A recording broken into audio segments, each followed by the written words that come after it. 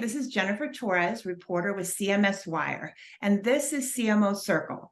And today I'm very excited to welcome Scott Kolman, Chief Marketing Officer at Cretsa. Welcome, Scott. Well, thank you. Thank you for having me. Well, we're excited to have you. So let's dive right in. How did you get involved in marketing and why? Yeah, it's interesting. I started out originally in a film major, and then I moved into advertising. But having grown up in Silicon Valley, I think I found very quickly a couple things happened. First of all, I went to the same high school as Steve Wozniak and Steve Jobs. A few years later, but the inception of Apple came straight out of that school. So I was always interested in tech. And then when I went to school, went into advertising, I came across some people working in marketing. It sounded very interesting, that combination of the creative side and technology. And many years later, here I am. Wow, very interesting. Yeah. Well, my second question is, Cretsa is at the forefront of integrating generative AI into contact centers. So how do you communicate the benefits of such a cutting-edge technology to such a diverse audience? Yeah, I think there's a couple things that really stand out on that. I think like any technology or any solution, you have to start with focusing on the key problems and challenges that face your buyer. It's too many times where, especially being technical marketers, people can get caught up in the bits and bytes, the capabilities, but they forget that it all really stems on what are the key problems and challenges that people face, and how do you solve that? So I think that's the first one. In our case, there's a few things that really come to the forefront. The first one is the growing complexity of the way we interact with businesses, right? That's putting a huge cognitive load on agents. So it's really important to be able to show how we can help them use technology to be able to really address their problems more quickly.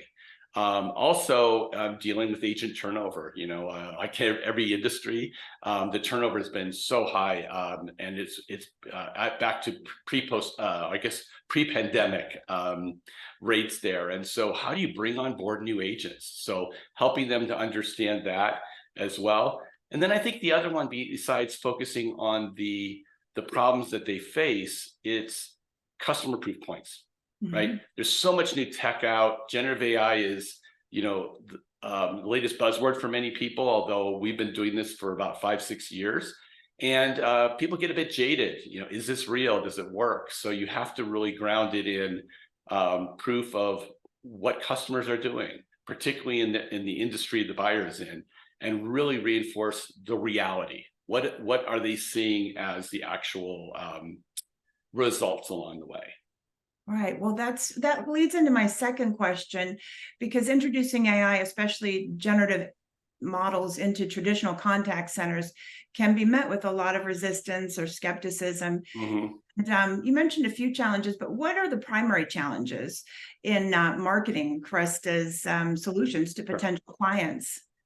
Well, one, just at the beginning, is confusion and maybe lack of understanding. Any new technology, we get excited as vendors that we've known about this for a long time, but that doesn't mean your buyer understands. So it really requires a lot of education along the way. Help them on the journey, providing content that really is not salesy, it's not overt, it's really just educational, and bring them up to understand what's possible. I think that's a big one that we spend a lot of time on, whether it's webinars or dealing with sessions like today, or pieces that really provide a little bit more background along the way.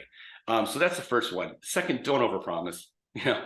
Focus on key issues. I think this is for everybody, really needs to understand this. Focus on reality.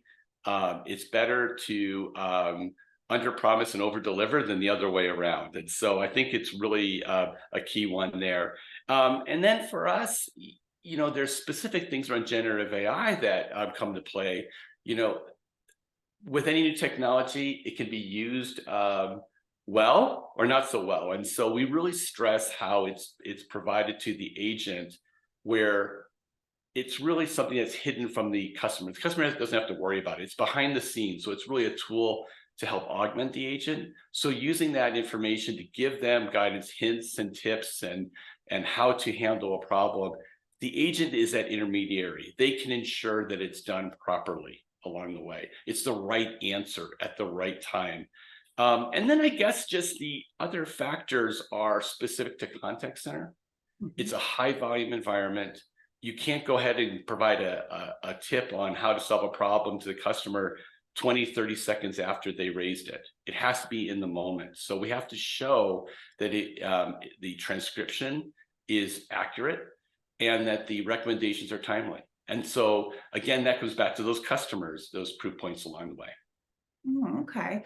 Well, I'm curious about this one. What advice would you give to someone who's just starting their career and maybe would like to one day become a CMO? Yeah, I thought about this one a bit, and I do get asked this from time to time for new employees or interns and folks just interested to go into space. I think there's a couple things that at least all I can say is what worked for me. I think the first one is learn as much as you can. Marketing is such a diverse set of functions. You've got product marketing on one end. We have to really understand the technology as well as the function. You've got field marketing, digital marketing, demand gen, you've got events, creative, and so on. So I would say, especially early in your career, tackle those things. If you get an opportunity to take a new function, jump in, embrace that. And, I had the luxury of spending time in product marketing, in field marketing, doing strategic alliances, as well as managing corporate marketing. So I think the more that you can get exposed to a lot of things, it gives you an understanding so that if you become a leader later, you have a greater insight into what the function is, how they interrelate, and the challenges that your team may be facing along the way. So that's, I think, at the heart of it. Embrace data. That's been one of the biggest changes in my career, has been just the vast amounts of data that's available. I had an instructor years ago make a comment that still sticks me to this day. Her comment was, your opinion, while interesting, is irrelevant. And the point is, we all have opinions, but back it up. Talk to customers, talk to the field, find out what your competitors are doing, but also dig into the data. What's really happening? What are the results, and why does that matter? So, that's, I think, been the biggest transformational thing within marketing. And the CEO wants to see data. They don't want opinion. They don't want, soft statements. They want it backed up, like, why are you doing what you're doing? And then I think the last two, I would say, be curious, always learn.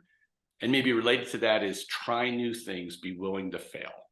And what I mean by that is, there's all sorts of new tools out, there's new approaches to engage, and you're not always going to get it right. But try new things, know that some of them are going to fail, and then move on when they don't. But if you're going to find new things to do, new ways to engage, and then that's going to help you along the way. So those would be the biggest kind of components, I would say, that at least have worked for me. Oh, that's some excellent advice. My final question is, as the world of contact centers undergoes this technological transformation you were just speaking of, where do you see the industry in the next 5 to 10 years? Yeah, boy, I'd love to say I know for sure, but let me just give you some predictions, having been touched on the space for a number of years. I think, like every industry, AI is going to become pervasive. And it's going to be pervasive in a number of ways, whether it be for